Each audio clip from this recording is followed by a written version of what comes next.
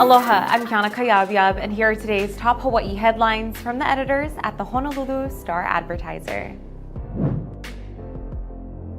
Former Honolulu Mayor Eileen Anderson has died. She was 93 years old. Anderson was the first and only woman ever elected to hold the Honolulu mayoral seat.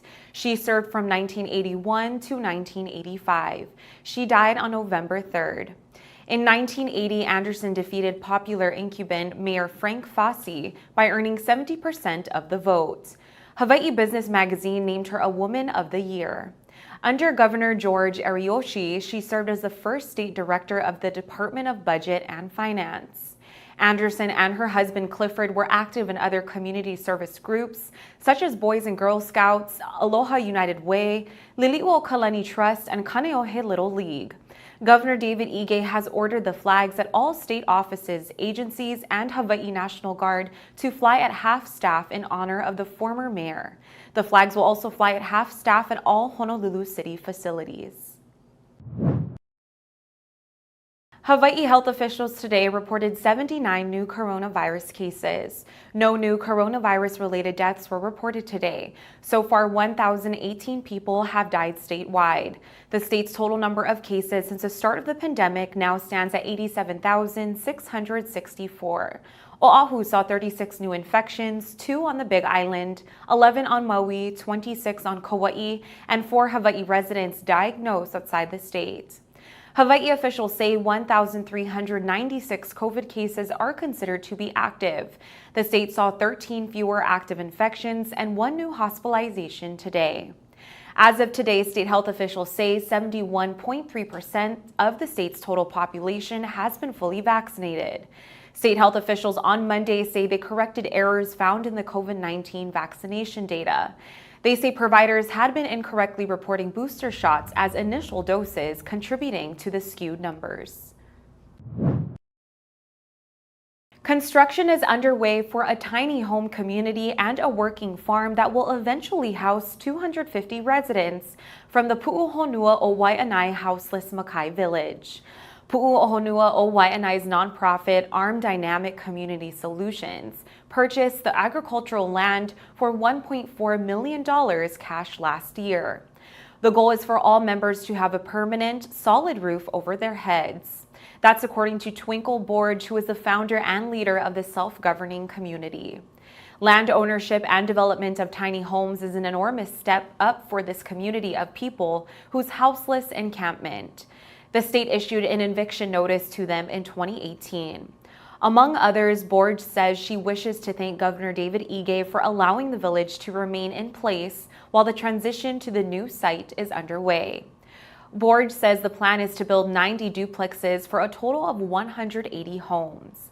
They will be arranged in 5 clusters with communal bathrooms and kitchens and 1 central gathering hall for the entire community. The goal is to complete the first housing cluster by the end of the first quarter of 2022.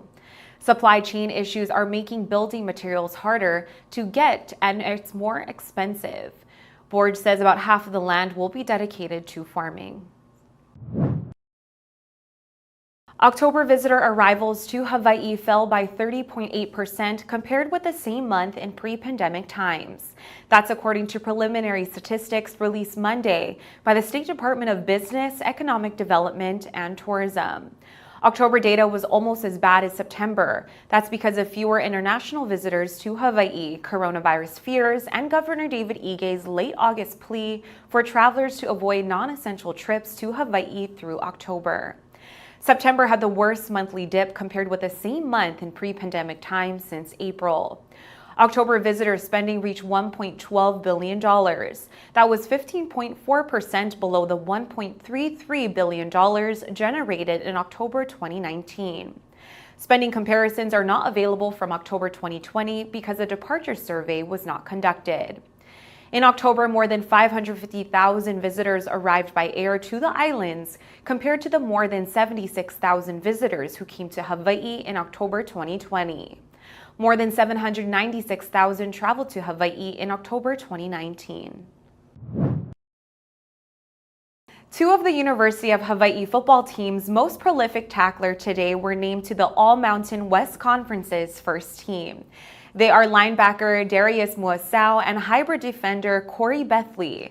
Muasau is a junior from Mililani. He amassed 109 tackles, including a team-high 7 sacks in 13 regular season games. Bethley is a junior from Chino, California. He had 100 tackles, including 73 solo stops. UH's all-purpose player Calvin Turner Jr. of Savannah, Georgia, and cornerback Cortez Davis of Decatur, Georgia, were named to the second team. Both were super seniors this year. And for more UH football coverage, visit staradvertiser.com/sports. For more on these stories and all the latest headlines, subscribe to the Honolulu Star-Advertiser. Visit Hawaii's top source for breaking news online at staradvertiser.com and download the Star-Advertiser mobile app. Mahalo, have a great day, and we'll see you back here tomorrow. Are you ready to score big? Make sure to check out the Honolulu Star-Advertiser's Football Fever every Monday through Wednesday for your official ballot to play and enter for a chance to win $500 weekly or the chance to win the grand prize, a Big Green Egg Kamado Grill. Match or beat the score and you qualify to win. Don't forget to drop off your entry at select Long's Drugs locations. Good luck! Special thanks to sponsors Long's Drugs, Hawaiian Telecom, and Mercedes-Benz of Honolulu.